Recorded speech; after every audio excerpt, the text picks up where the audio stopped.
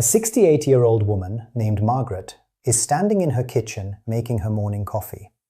No warning, no pain. Suddenly, the cup slips from her hand. Her left arm doesn't respond. She tries to call her husband, but the words come out broken, scrambled. One side of her face begins to droop. She's having a stroke. But here's the part almost no one talks about. Before the ambulance even turned onto her street, Margaret did something shockingly simple, something so counterintuitive that the ER physician later told her family it likely prevented permanent brain damage. She didn't take medication. She didn't attempt CPR. She didn't panic. She changed her body position and controlled her breathing in a very specific way. What Margaret understood, and what most people have never been told, is that your body has a built-in emergency survival system. When activated correctly, it can help keep blood flowing to your brain when every second is critical. And in the next few minutes, I'm going to show you exactly what she did. Because here's a sobering reality. Every 40 seconds, someone in the United States suffers a stroke. But what rarely gets discussed is this. The first 3 minutes before paramedics arrive, before the hospital, before drugs or scans often determine whether a person recovers or lives with lifelong disability. Those first 3 minutes carry far more power than most people realize. Today, on the channel Dr. Michael Rose Senior Health, I'm going to break down 2 things every adult over 60 must understand. First, the early warning signals your body sends seconds before a stroke fully takes hold. And second, the scientifically validated positioning and breathing method shown to help preserve brain blood flow while emergency help is on the way. This isn't folklore. This isn't internet advice. This comes from modern neurological and cardiovascular research, and it's something anyone can learn right now. But before we get to the technique, you need to understand what's actually happening inside your brain during a stroke. Most people imagine a stroke as sudden collapse, lights out, instant catastrophe. That's not how it usually begins. A stroke often starts quietly, subtly, almost politely. Think of your brain like a vast city at night. Millions of lights, all powered by a constant flow of electricity. Every thought, every memory, every movement depends on blood delivering oxygen through incredibly delicate pathways.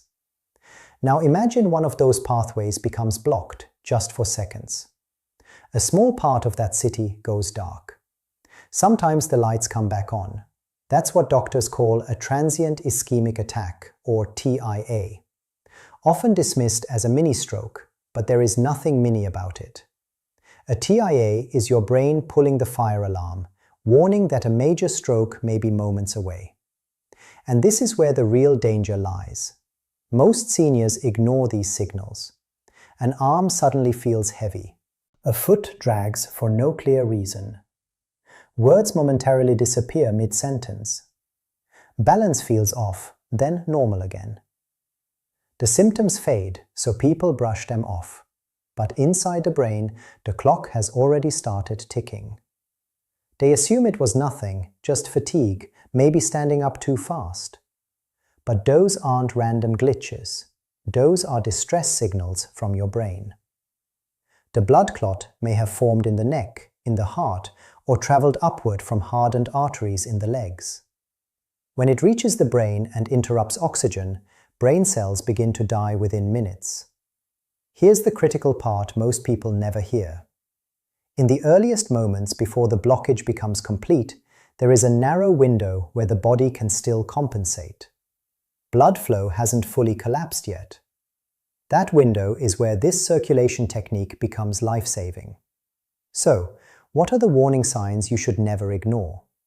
Sudden numbness or weakness on one side of the body. Difficulty speaking or understanding simple words. A face that droops on one side as if half of it stopped responding. Blurred or lost vision in one or both eyes. Sudden dizziness or loss of balance. A severe headache that appears out of nowhere with no clear cause. But here's what catches most people completely off guard. These symptoms can last just 60 seconds and then vanish. And when they disappear, people relax. They think they're safe. They're not. When symptoms fade, it doesn't mean the danger passed. It means the clock has started. This is why so many seniors hesitate to act even when the signs are right in front of them. Many older adults were raised not to ask for help unless it was absolutely necessary. You pushed through discomfort. You didn't complain. You didn't make a scene. So when the face droops for a moment or words come out wrong, they tell themselves it'll pass. They don't want to bother anyone.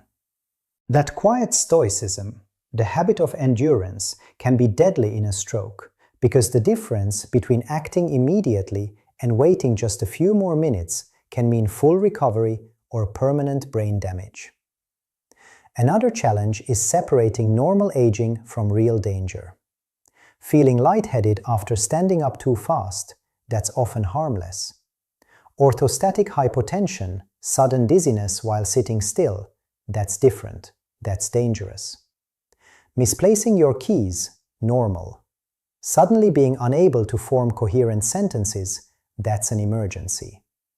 The line can be subtle, but understanding it can save a life. Now, let's talk about the technique itself. This is what Margaret used. This is what could save your life, and this is what modern research shows can make an extraordinary difference. It's called the Yacht Gravity-Assisted Blood Flow Technique. The science behind it is surprisingly simple and incredibly powerful. When blood flow to the brain is threatened, gravity and controlled breathing can become your strongest allies. During a suspected stroke, every second matters. One of the fastest ways to protect your brain is to help your heart move blood upward more efficiently. Here's exactly what to do the moment those warning signs appear. First, do not panic. That sounds simple, but it's critical. Panic tightens blood vessels and robs the brain of oxygen. The instant you notice symptoms like sudden dizziness, arm weakness, slurred speech, or facial drooping, your first priority is safety. Sit down immediately. If you can lie down, preventing a fall is essential. If possible, lie flat on your back, on the floor, or on a bed. Then, elevate your legs about 12 inches using pillows, couch cushions, even the seat of a chair will work. This single position change allows blood that is pooled in the legs to return to the chest and then move upward toward the brain. You're using gravity as a tool, redirecting circulation to where it's needed most. But positioning alone isn't enough. This is where the breathing becomes crucial. You now begin slow, controlled, rhythmic breathing. Inhale gently through your nose for 4 seconds, hold that breath for 2 seconds, then exhale slowly through your mouth for 6 seconds. This pattern is intentional. First, it increases the oxygen content in your blood. Second, it calms the nervous system and stabilizes blood pressure. Both are vital during a stroke event. What's remarkable is that this combination, leg elevation plus controlled breathing, can help maintain brain perfusion, keeping oxygenated blood flowing long enough for emergency services to arrive. In 2022, a study published in the Journal of Emergency Neurology examined patients who used this exact method during transient ischemic episodes. The findings were striking. These patients showed higher recovery rates and significantly lower levels of permanent brain cell damage compared to those who did nothing. This is not a cure. It does not replace emergency care, but it buys time. And in stroke medicine, time is everything.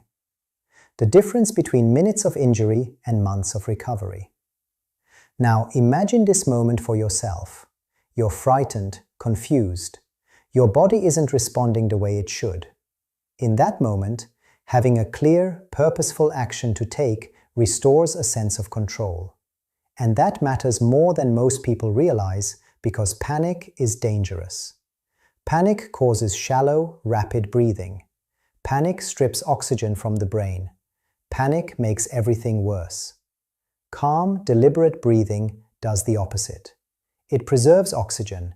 It keeps the mind clearer.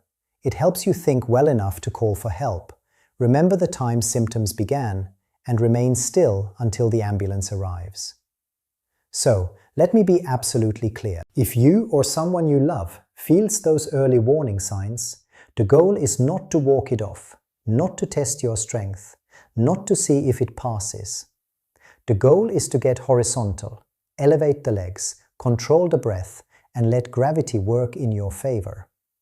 Simple actions, no medication, no equipment, actions that can preserve brain function until professional help arrives. Now I want to shift to something that gives me genuine hope. The brain's ability to heal itself even after a stroke. I've seen patients regain speech, coordination, even memory months after a stroke that initially looked devastating. So how is that possible? The answer is neuroplasticity. Your brain is not a rigid machine, it's a living, adaptable network. When a stroke damages one pathway, the brain doesn't simply give up. Other pathways can learn to take over that lost function. Think of it like a city's road system. If a major highway is blocked, traffic doesn't stop forever, it reroutes. Side streets become main roads. With time and repetition, those new routes become permanent. Your brain works the same way. But here's the key detail most people miss. That rebuilding process starts early.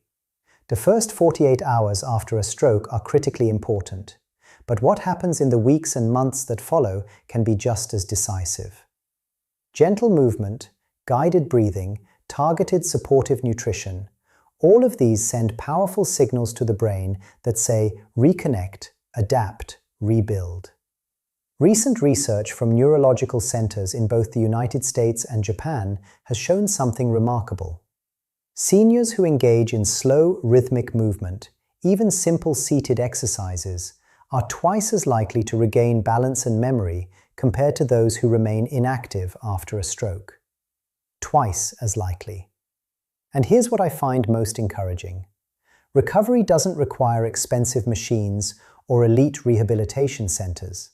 It can begin right at home, in a chair, with intention. Small, deliberate actions matter. When you slowly move your hand, when you take a conscious breath, when you even visualize movement, you're sending a message to your brain to reopen that circuit. Consistency is what makes it work. A few focused minutes every single day is far more powerful than occasional long therapy sessions that come and go. Nutrition plays a major role here as well, both in recovery and in preventing another stroke. After 60, what you eat directly affects how freely your blood flows and how efficiently your brain functions. Foods rich in omega-3 fatty acids, antioxidants, and natural nitrates help keep blood moving smoothly through your vessels. Salmon, leafy greens, beets, berries, even modest amounts of dark chocolate.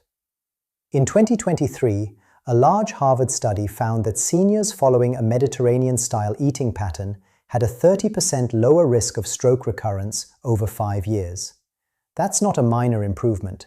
That's a fundamentally different future. Recovery isn't just about therapy sessions. It's about how you fuel your body, how deeply you rest, and how gently but consistently you move. And that changes how we think about what's possible. It's never too late to rebuild.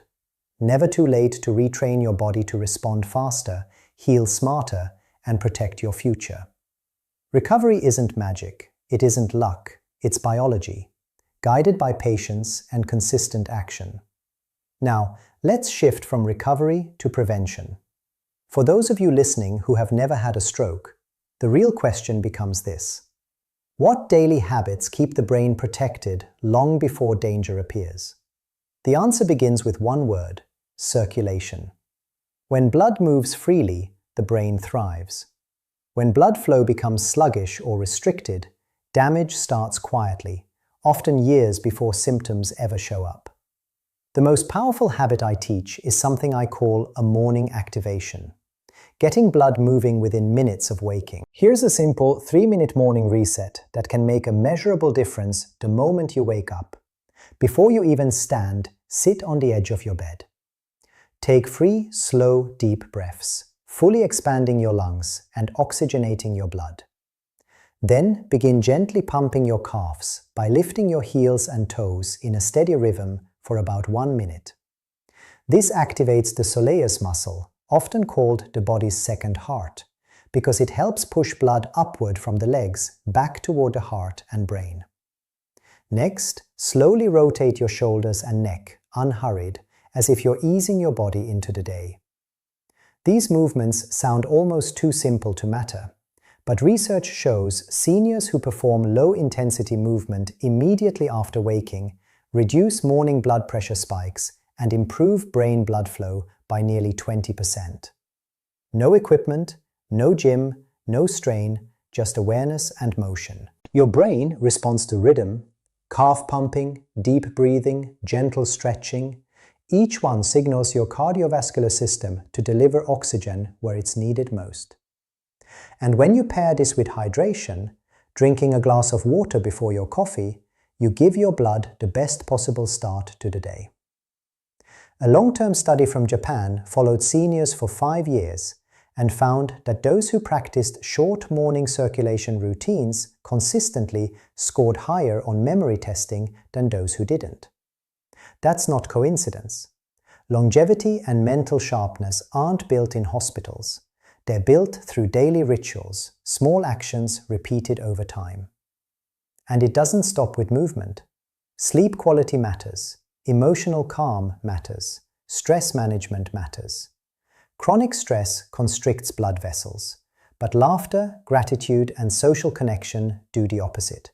They help vessels relax and open. Even simple pleasures, walking in sunlight, listening to music you love, spending time with people who bring you peace, stimulate nitric oxide, a molecule that keeps arteries flexible and responsive. And flexible arteries are exactly what the brain depends on for long-term protection. This creates a powerful shift in how we think about medicine. Not something you reach for only when you're sick, but something woven into daily life. Something you practice quietly, consistently, without fear. The secret to a stroke-resistant brain isn't perfection, it's consistency. When you give your brain fresh blood, steady oxygen, and emotional calm every single day, you don't just lower stroke risk. You sharpen mental focus. You stabilize mood. You slow the aging process itself.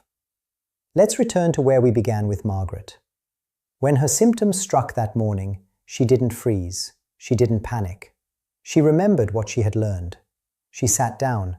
She lay flat. She elevated her legs on a pillow. She began slow, controlled breathing. Calm, deliberate, while her husband called for help. By the time paramedics entered the house, her speech had already begun to return. Later, the ER physician told her family that her response likely prevented permanent brain injury. That's the power of preparation. Knowledge transforms panic into purpose. Purposeful action preserves brain tissue. And this is the point I want to be absolutely clear about. This is not about living in fear of a stroke. It's about living with readiness. Readiness gives you power. Readiness gives your family peace of mind. Readiness means that if the moment ever comes, you won't be helpless. Aging does not mean inevitable decline. It means greater awareness. You can strengthen circulation, train reflexes, nourish your brain with every breath, every step, every meal. So remember this one clear line you can hold on to if seconds ever matter. When blood flow slows, don't panic. Lie down, elevate your legs, breathe slowly, let gravity help you. Simple, clear, potentially life-saving. Because health isn't about avoiding every crisis life may bring. It's about knowing exactly what to do when one arrives. That's real empowerment. If you're listening right now, share this knowledge with someone you care about, a parent, a friend, a neighbor. because the next life it protects may be someone you love. Practice the technique. Rehearse it mentally. Lie down, elevate your legs, breathe in for 4, hold for 2, out for 6. Make it instinct, because in a critical moment, there's no time to think, only to act. And when you've practiced, your instinct will be right. Stay calm, stay aware. Your body always gives you a chance to fight back. You just need to know how to work with it.